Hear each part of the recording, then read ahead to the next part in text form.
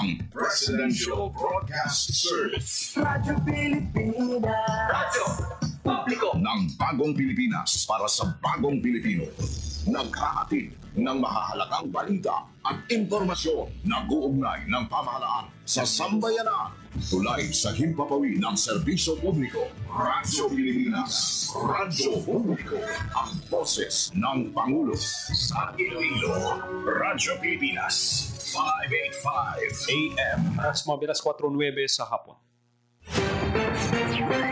Gikan sa hulog balitaan sa PBS, Radyo Pilipinas, Iloilo. Yintipon sa bukos na pwersa sa News and Public Affairs Division. Mga pagsaysay sa mga hitabo o aksyon, mga pananawan, kang desisyon, mga hibubunon sa apektuhan na sektor, mga dalagpong na balita, diri sa Iloilo. At mga bahin sa Kabisayan nagkatulad. Mga balita nga natipon sa sulod sa naligan na 24 oras. Inyo mapatian sa Headliners Was. Kagkaroon, yari ang inyong PBS News Team. Radyo Pilipinas.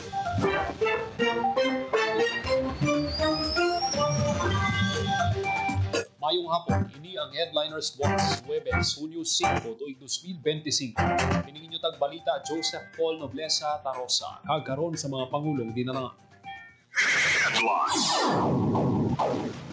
Pagbaligya sang 20 pesos kada kilo nga bugas sa Bacolod City nagsugod na. Ilonggo nga kapitan sang barko nga nag-rescue sa naglugdang nga MV MSC Elsa 3 sa Cochico sa India ginabi-abi sa iya pagpauli sa Iloilo. Sweldo sang casual job hire kag contract of service employees sa Iloilo City Hall pasakaan. 5-minute response time ng programa ni PNP Chief Nicolas Torre III ipatuman sang PRO6. Kaso sang dengue sa probinsya sang Iloilo naglabot na sa kapindua kalibo. Kagaron sa detalye ginasang aton mga balita. Radyo Pilipinas. Radyo Pilipinas News. Nagsugod ng pagbaligya sang 20 pesos nga bugas sa Bacolod City ang launching sang 20 pesos kada kilo nga bugas project giniwad sa Burgos Public Market tigid pangunahan mismo ni Agriculture Secretary Francisco Chu Laurel Jr. Ang programa pagsuporta sa handom ni President Ferdinand Marcos Jr. nga mabuhinan ang gutom sa mga vulnerable sectors pinag sa pagtanyag sang subsidized NFA rice sa barato nga presyo. Prioridad sang 20 pesos nga bugas sa Bacolod City ang mga senior citizens, persons with disability, solo parents kag indigent families ang kada benepisyaryo mahimo magbakal sang tubtub-pulo ka kilo sang NFA rice. Radyo Pilipinas. Radyo Pilipinas News. Ito nga kapitan sang barko nga nag-rescue sa naglugdang nga MV MSC Elsa 3 sa Kochi Coast sa India ginabiabi siya pagpauli sa Iloilo. Detalye sa balita sa report ni Marian Grace Renieta. Radyo Pilipinas. Radyo Pilipinas. Report. Nabiabi sa iya pagpauli sa Iloilo si Captain Roy Bel Tabobo sa Tigbangan Iloilo kag kapitan sa barko nga nag-rescue sa MSC Elsa 3 nga naglubang sa Cochico sa India. Ginpangunahan ni Department of Migrant Workers sa DMW6 Regional Director Glenda Aligonza kaupod sa DMW NCR Director Attorney Falcone Milar o Iloilo Team Leader na si Ricky Cordova kag Peso Manager sa Tigbawan na si Rona Conadera ang pagsugata kay Captain Tabobo sa Iloilo Airport sang Hunyo 4. Yaramahan ang asawa sini bata kag utod nga nagsugata sa iya sa airport. Madumduman nga ginpangunahan ni Captain Tabobo sang MV Hanley kaupod ang crew sini ang pag-rescue sa mga sakay sang Liberian flag container vessel nga MSC Elsa 3. Nahibaluan nga may mga Filipino man nga crew ang barko sang ini ang naglubang sa tinalikdan nga bulan. Ginpahayan ni Andy Aligonza sa interview sa Radyo Pilipinas Iloilo nga ang dalayong nga ginuubra ni Captain Tabobo ang makabing nga bugal hindi lang sa mga Ilonggo kung hindi sa bugos nga Pilipinas. Gindayaw man sa OWA 6 ang baganihan na gipakita ni Captain Tabobo. Of course, kadahawin niya yung ating mga papers man because nagbili siya mga sa rescue. Tapos siya makakita naglubog na beso. Pero of course, ang mga nila, Walubira sa Filipino Retired Man. Doon kinalagit niya na ako niya recognize ang iyari niya na pag-rescue dito kay kada ko hindi mahuli kang nakatagit ang layo sa lahat ng mga Filipino Retired. Nabatian ang kabahin sa pahayag ni R.D. Alegonza para sa Bagong Pilipinas, Marian Grace Arañata, Radyo Pilipinas, Radyo Publiko. Radyo Pilipinas. Radyo Pilipinas News. Kaan sa 130 pesos ang sweldo sa mga casual employees sa Iloilo City Hall. Nagibang job hires kag contract of service workers. Sino ang ginanunsyo ni Iloilo City Mayor Raisa Treñas Chu sa interview sa katapos ng media kasunod sang pagsaulog sang World Environment Day. Subong adlaw Hunyo 5 ginpahig ni Treñas Chu kabahin ni sa health-centered advocacy. Sa din porsyon sang wage hike ang magakadto sa PhilHealth contribution sa mga empleyado sa tiyon nga magpatuman alin sa 450 pesos maging 580 pesos ng daily wage sang casual employees, contractual kag job hires. King kumpirma man ni Mayor-elect Raisa Treñas Chu aprobado ng implementation sang second tranche sang Salary Standardization Law 6 nga magasugod sa Agosto 2025 sa mga permanent regular employees. Radyo Pilipinas. Radyo Pilipinas News. Para mas epektibo nga mapatuman ng 5-minute response time nga programa ni PNP Chief Nicolas Torre III, nagiwat sang workshop ang Police Regional Office 6 para sa kapulisan sa Western Visayas suno kay PRO6 spokesperson Lieutenant Colonel Arnel Solis. Nakasentrong workshop sa mga dapat imuon kung paano mapatuman ang programa sa bagong nga hepe sang PNP. Sa nadirang pagpasangkad sa police visibility sa mga strategic na lugar, samtang naghiwat sa workshop, imanduan na sa PRO6 ang kapulisan sa Western Visayas nga aktuhan gilayon ng mga tawag sa pulo nga nagapangabay sa bulig sa PNP.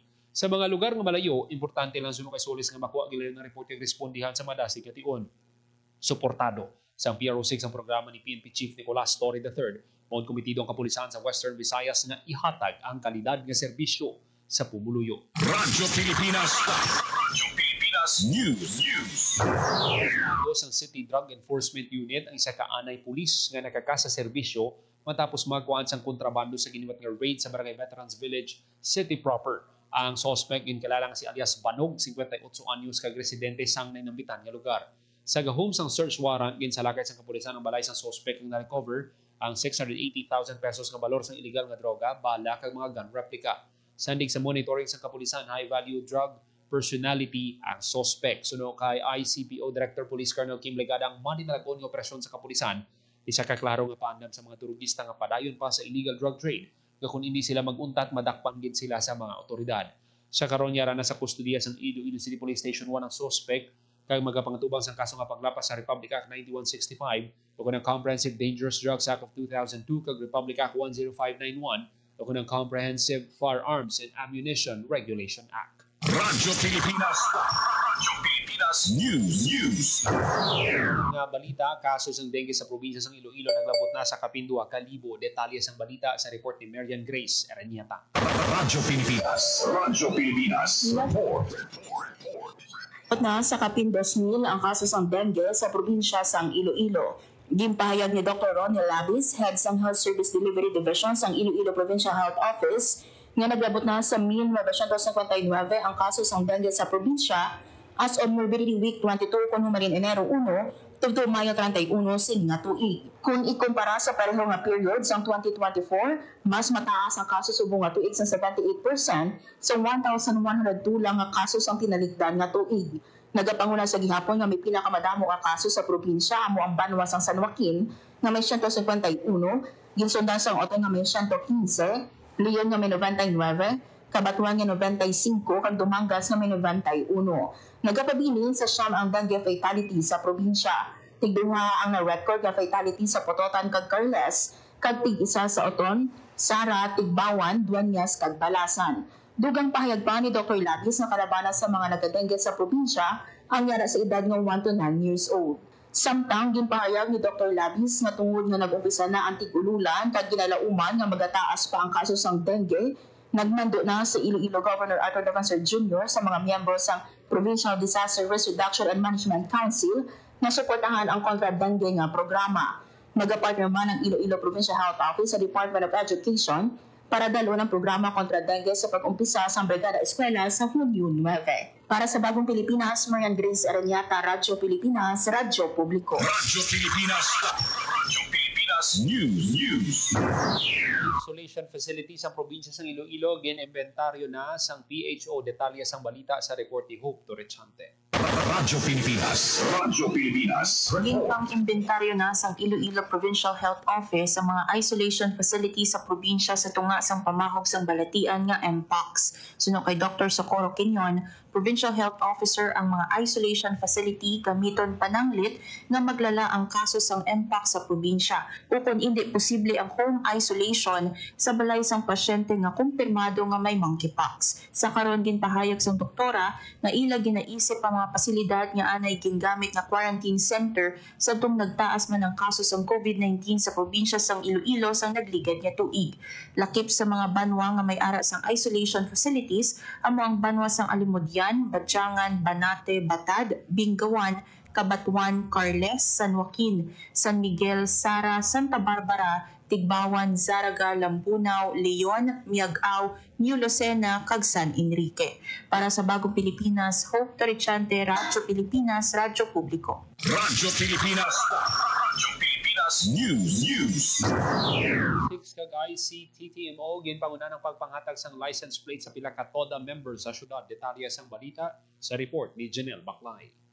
Radyo Pilipinas. Radyo Para sa Pilipinas. 237 ka mga license plates sa nagkalain-lain Tricycle Operators and Drivers Association, ang gibanagtag sa LTO Region 6 sa giniwat na plate distribution sa Iloilo Feed and Grandstand.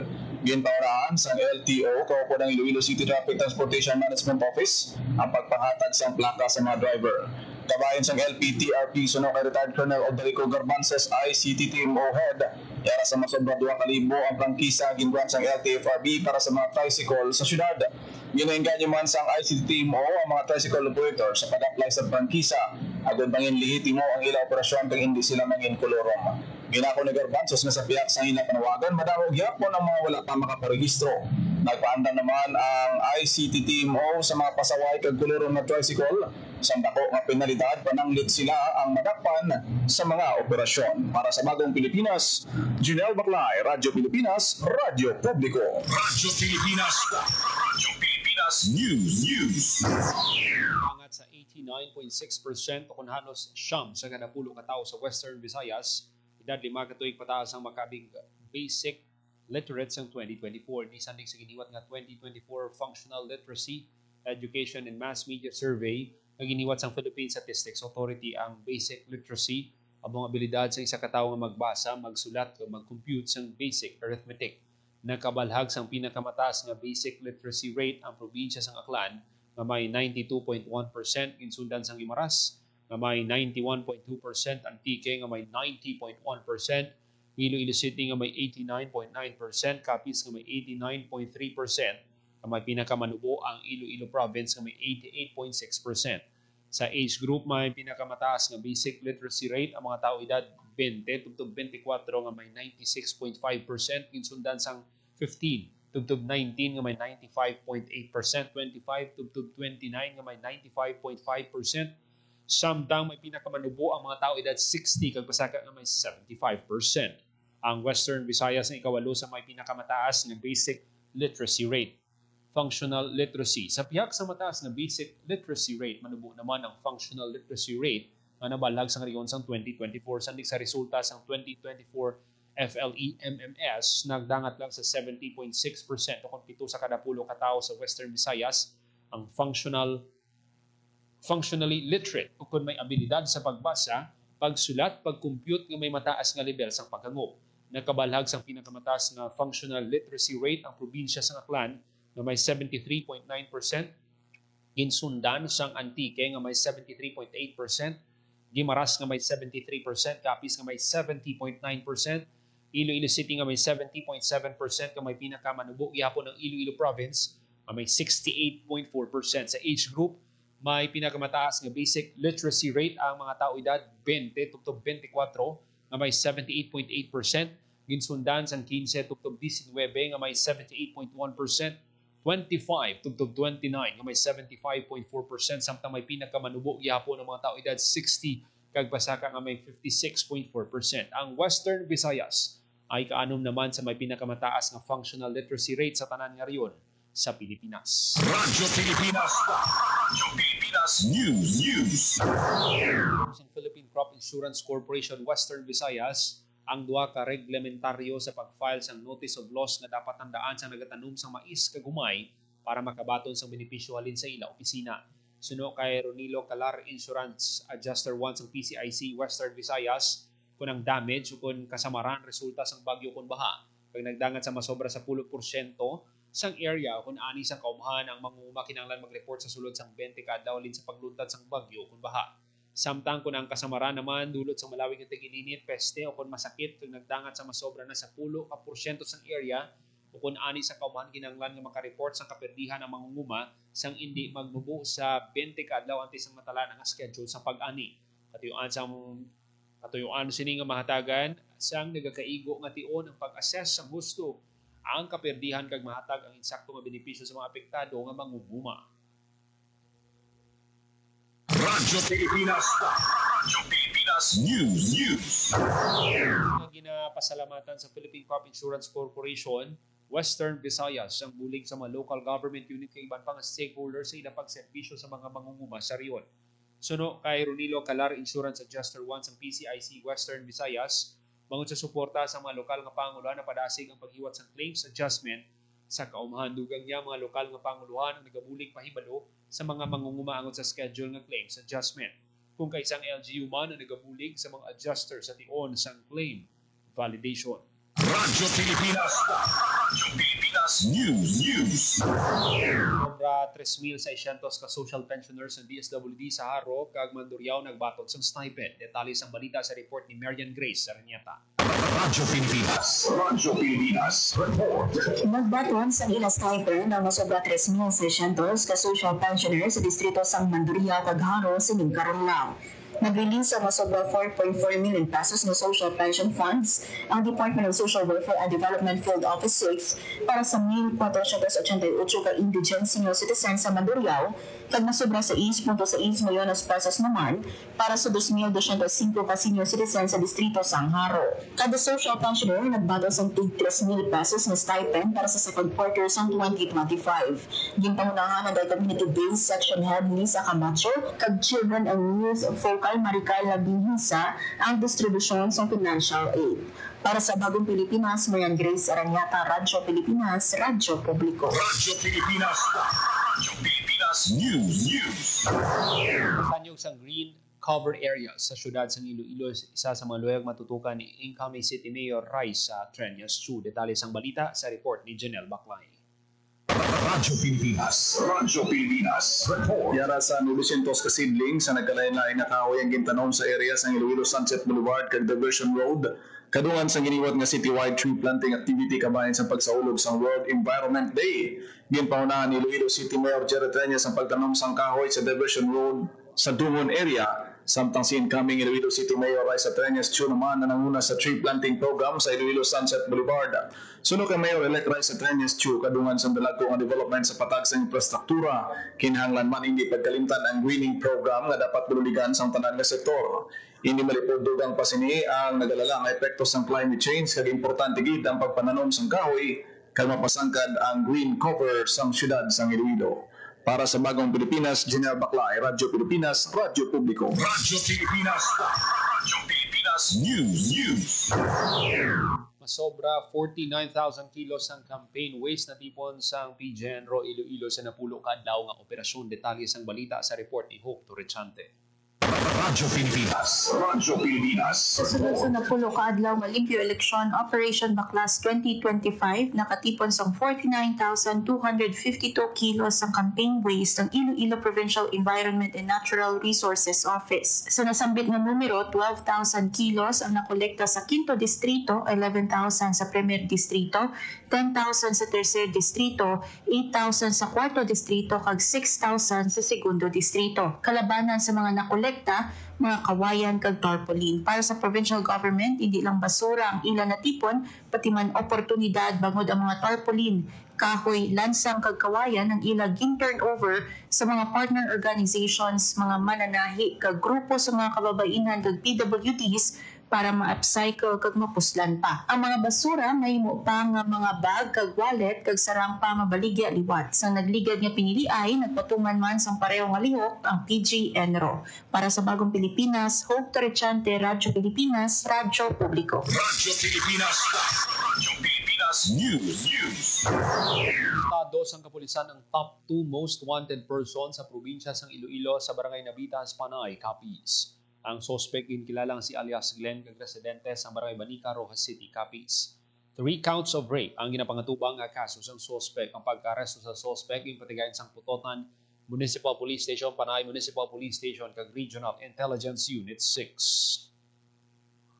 Radyo Pilipinas. Radyo Pilipinas News. Dos ang Kulasi Municipal Police Station, Antique Police Provincial Office ang top 2 most wanted person sa Western Visayas sa Phase 5 Southville, Cabuco 13, Martires City, Cavite. Suspect din kilalang si alias Ardo, 71 anyos, kag nagapangatubang sang kaso nga rape, kag 2 counts of sexual assault. Kaupod sang Kulasi MPS sa operasyon, ang Regional Intelligence Unit, Provincial Intelligence Team, 2nd Antique Provincial Mobile Force Company, kag 13 Martires Municipal Police Station. Sunod kay Police Regional Office 6 Director Brigadier General Jack Wang tiyang pagka-aresto sa wanted person nagapakita lang sa mabasko nga inter-unit coordination kag partnership sang kapulisan kag komunidad.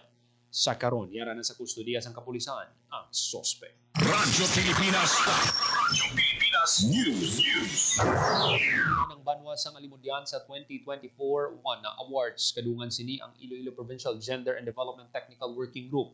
Nag-turnover sang cheque balor 300,000 pesos. Ginbato ng cheque ni Acting Municipal Treasurer Ms. Cecilia Paulo Felipe sa turnover ceremony. Naging pangunahan ni Provincial Administrator Raul Banyas. Ang WANA Awards naging tukod sa Marso 2023. May tinutuyo nga sigurado ng pagsunod sa mga local government units sa PCW, DILG, NEDA, DBM Joint Memorandum Circular Numbers 2013-01 kag 2016-01 na naghahatag sang guidelines sa pag-localize ang Magna Carta of Women kag mga amendments. Radyo Pilipinas. Radyo Pilipinas News. May aras ang bago nga flight schedule sa Antique Airport. Suno sa Tourism and Cultural Affairs Antique, ang biyahe Manila-Antique kag vice versa lauman kada Martes, Huwebes kag Sabado. Ang arrival time halin Manila alas 11:15 sa aga, samtang ang departure time padulong sa Manila naman ala 1:20 sa hapon. Sa baylo mag-agi sa Iloilo International Airport, ginagdang opisina ang mga pasahero nga magdirekta nga biyahe sa Antique Airport padulong sa Manila. Radyo Pilipinas. Radyo Pilipinas News. Radyo Pilipinas alas 4:31 sa hapon.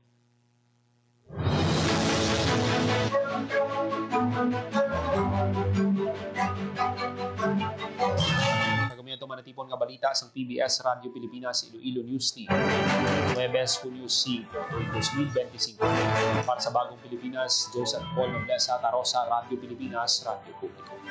Ang inyong tulay sa himpapawid ng serbisyo publiko, ang Presidential Broadcast Service, Radyo Pilipinas, Radyo Publiko. Radyo Pilipinas. Radyo Publiko. Kinilala ng pang-international at prestigyosong Asia Pacific Broadcasting Plus Awards 2025 para sa kategorya ng Government Streaming. Ito ay dahil sa epektibo nitong pagsasanib ng mga tradisyonal na media tulad ng telebisyon, radyo at print para masabayan ang mabilis na pagtinog ng mundo ng digital at social media tungo sa mas epektibong paghahatid ng mahahalaga at napapanahong mga impormasyon sa mamamayang Pilipino. Kinilala rin ang Radyo Pilipinas dahil sa patuloy na pag-akyat ng rating. Ngayon ay matatag sa pang-4 na pwesto sa Mega Manila ayon sa pinakahuling Nielsen Radio Audience Measurement Survey. At sa social media, nakamit ang mahigit 2,000% pagtaas ng bilang ng mga sumusubaybay sa Radyo Pilipinas page sa unang bahagi ng 2025. Patunay ito na ang inyong Radyo Pilipinas Radyo Publiko ay tunay na kaagapay ng inyong pamahalaan sa paghahatid ng serbisyo sa mga mamamayang Pilipino. Mula sa aming lahat, sa ngalan ng inyong pamunuan at mga kawani ng Presidential Broadcast Service, kasama ang inyong mga himpilan ng Radyo Pilipinas sa buong kapuluan. Maraming Maraming salamat po sa inyong lahat, sa inyong pagtangkilik at pagkilala. Radyo Pilipinas. Radyo Publiko.